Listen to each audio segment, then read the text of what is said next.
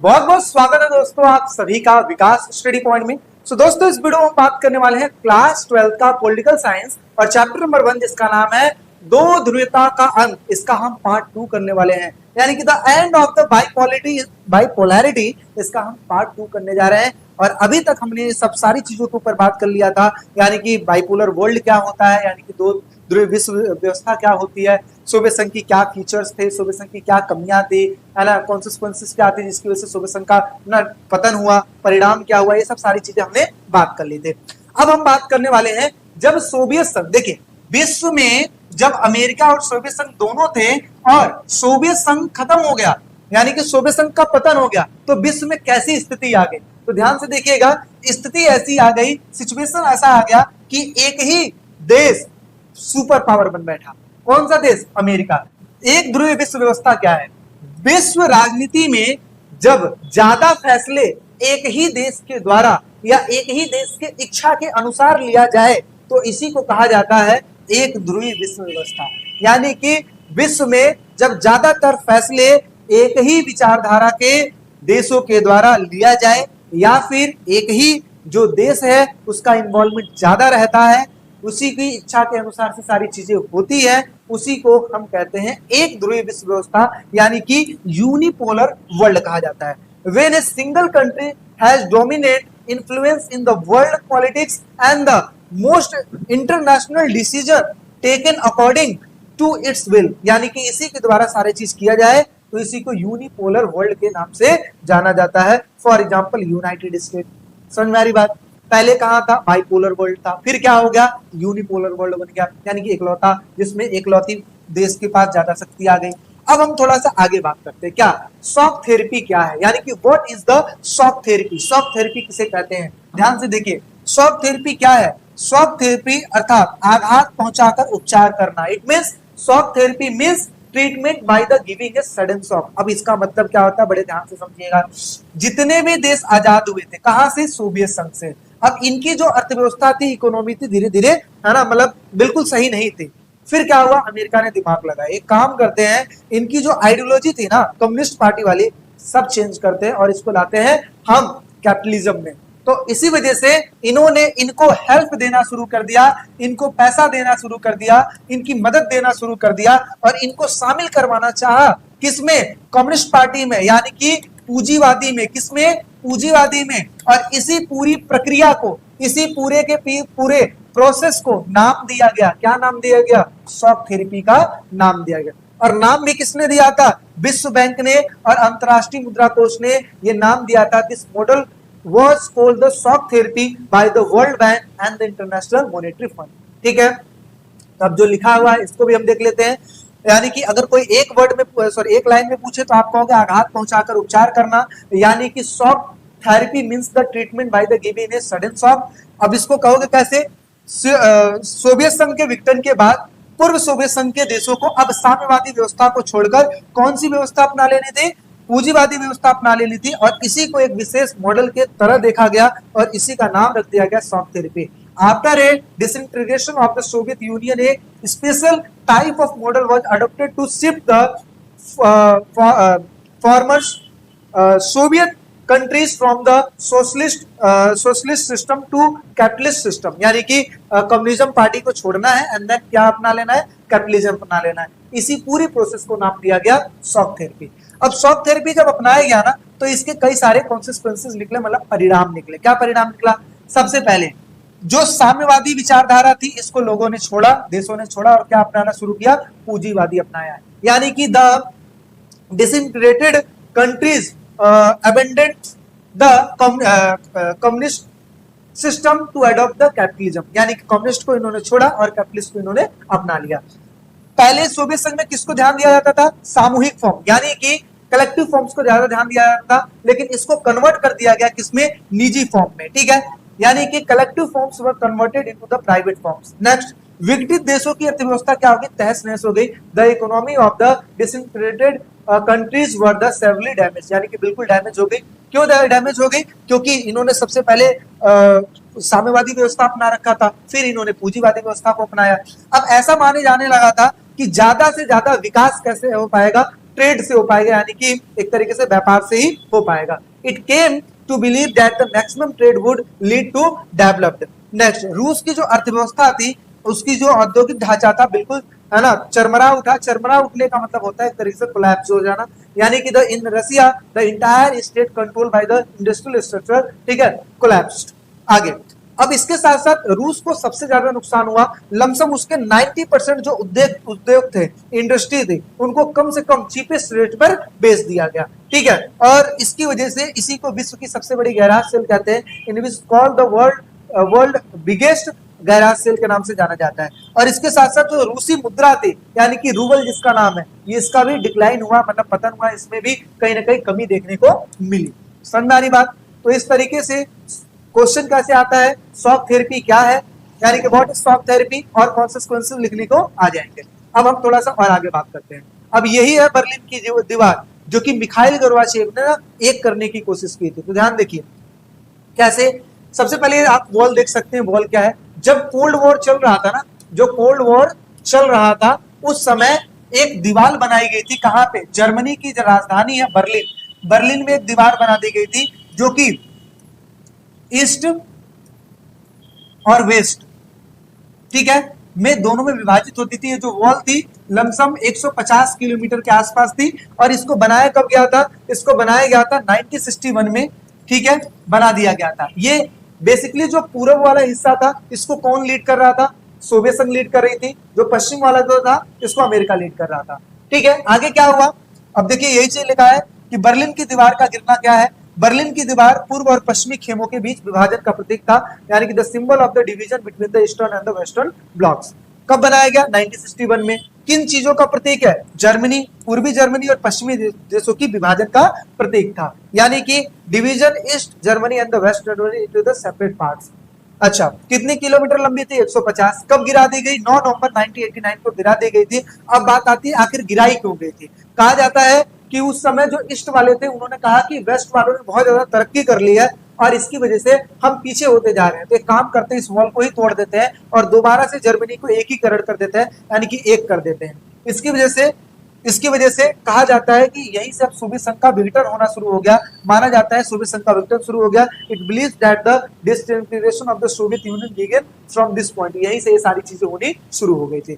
तो ये समझ में आ गया, जर्मनी की जो राजधानी थी बर्लिन, उसमें दीवार बनाया गया था। आगे चल के दोनों को एक कर दिया गया 1989 में। ठीक, चलिए अब आगे बात कर लेते हैं। अब कौन कौन से 15 देश थे जो कि सोवियत संघ में शामिल थे, तो आप देख सकते हो नंबर वाइज सारा चीज लिखा हुआ है। सबसे पहला आ गया रसिया, दूसरे नंबर पे आ गया ये वाला चीज, दूसरे नंबर पे आ गया एस्टोनिया, तीसरे नंबर पे आ गया लताविया, चौथे नंबर पे लिथुआनिया, पांचवें नंबर पे बेलारूस आ गया, फिर उसके बाद यूक्रेन आ गया, फिर उसके बाद सातवां नंबर ये है, सातवां नंबर ये देखा जाए तो मालदोवा आ गया, फिर आठवां नंबर जॉर्जिया आ गया, 9 नंबर अर्मेनिया आ गया, 10वां नंबर आ गया अजरबैजान आ गया, फिर उसके बाद इस तरीके से 11वां नंबर कजाकिस्तान, फिर ये उज्बेकिस्तान, फिर 13वां नंबर आ गया आपका तुर्कमेनिस्तान, फिर उसके बाद 14वां नंबर आ गया कजाकिस्तान और ताजिकिस्तान। इस तरीके से 15 हिस्सों में ये था, ये सबको मिलाकर एक किया गया था। चलिए अब आगे बढ़ते हैं, आगे समझते हैं। अब इससे रिलेटेड ना कुछ क्वेश्चंस आते हैं, तो उन क्वेश्चनों को पहले देख लेते हैं, ज्यादा नहीं, यही 2-4 क्वेश्चन, ध्यान से देखिए। सबसे पहले क्वेश्चन क्या आता है? सर्वप्रथम सोवियत संघ से अलग होने वाले 3 गणराज्य कौन से हैं? कौन से 3 गणराज्यों ने अपने आप को अलग किया था सबसे पहले? Right the names of the first 3 republics that separate from the Soviet union. तो आप कहोगे एक का नाम है एस्टोनिया, लताविया, लिथुआनिया, ये 3 थे जो सबसे पहले अलग होने की बात की है। कौन कौन से 3 सोवियत संघ के संस्थापक देश हैं जो कि सोवियत संघ के विघटन की घोषणा की? Which three founding republic of the Soviet Union announced its disintegration? किसने किया था? तो रूस, बेलारूस और यूक्रेन। यानी कि इन्होंने सबसे पहले जब सोवियत संघ बना था ना, उस समय भी इन्होंने अनाउंसमेंट की थी, और जब इसका अंत हुआ उस समय भी इन्होंने अनाउंसमेंट की थी कि भाई अब सोवियत संघ अस्तित्व में नहीं रहा। अगला, रूस की कौन से 2 गणराज्य में अलगाववादी आंदोलन चले? अलगाववादी होने का मतलब क्या होता है? सेपरेट होने के लिए, भाई मुझे अलग कर दो, मुझे अलग कर दो। In which there are 2 republics of Russia did separatist movements take place. एक का नाम है चेचन्या, दूसरे का नाम है दागिस्तान।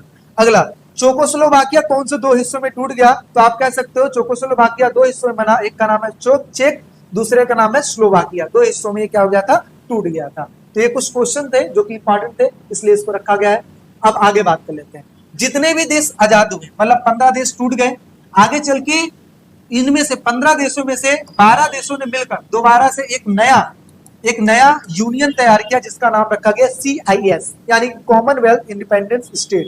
यानी कि 15 में से 12 ने सोचा कि एक काम करते दोबारा से अपना यूनियन बनाते हैं, लेकिन कॉन्सेप्ट हमारा चेंज रहेगा। कहाँ पहले में बोलने का अधिकार नहीं था, और यहाँ पर जितने भी देश शामिल रहेंगे सबको अपना अपना अधिकार मिलेगा, भाई जैसे मर्जी वैसे रहो।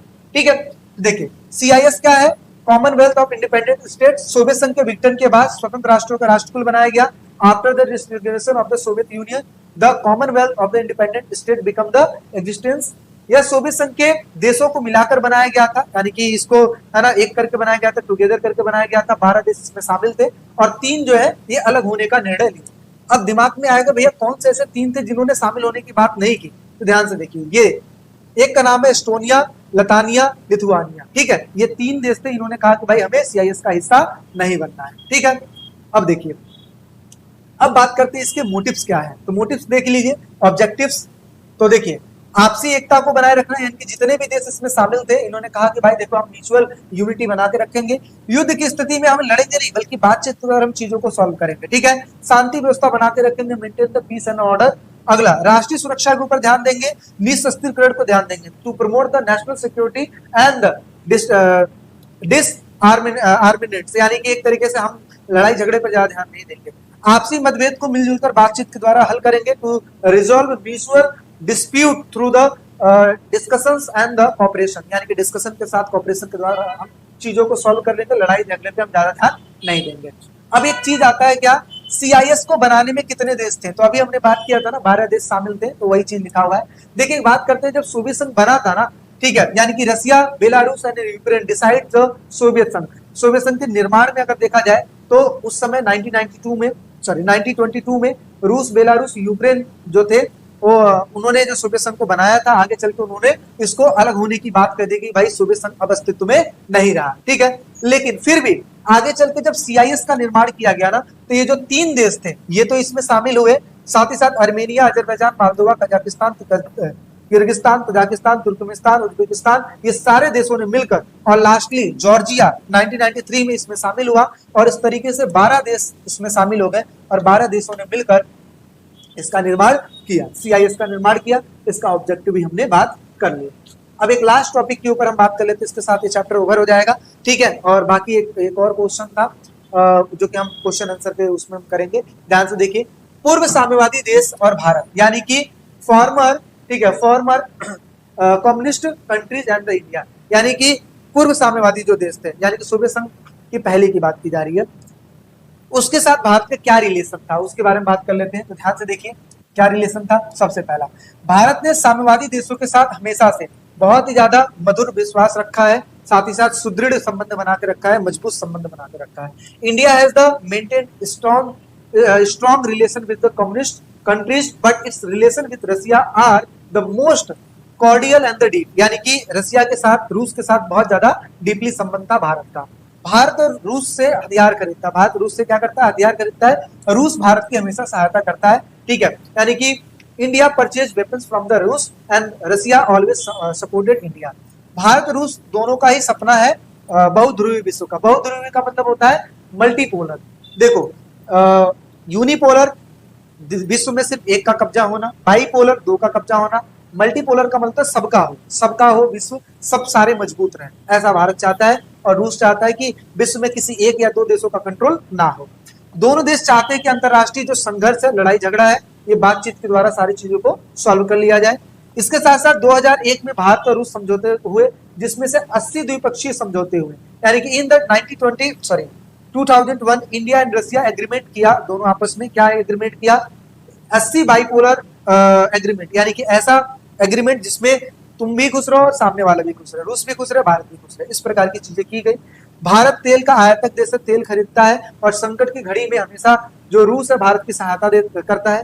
India is and the oil importing country and it times of crisis Russia has help India by the supplied oil, oil देकर सप्लाई करता है। आगे, रूस ने भारत के परमाणु योजना में आंतरिक उद्योगों में हमेशा सहायता की, यानी जब जब भारत को जरूरत पड़ी है तब तक रूस ने सहायता की है। Russia has also assist India in its the nuclear programme and the space industry, हमेशा भारत की सहायता किया है। और इस तरीके से आपका चैप्टर क्या हो जाता है, ओवर हो जाता है। आई होप सो चीजें आपको समझ में आई होगी। जो भी बच्चे ऐसे हैं जिनको नोट्स चाहिए, कमेंट सेक्शन में कमेंट भी कर सकते हैं, और साथ ही साथ मेरा नंबर है जो कि डिस्क्रिप्शन में दिया हुआ है, आप उस पर मैसेज कीजिए और ग्रुप में जरूर ज्वाइन कीजिए, सारा नोटिफिकेशन आपको मिलेगा। चलिए इसी तरीके से, अच्छा चैनल पे नए हैं तो लाइक शेयर सब्सक्राइब जरूर करें। चलिए मिलते हैं एक नेक्स्ट वीडियो में, अभी के लिए टेक केयर, बाय बाय।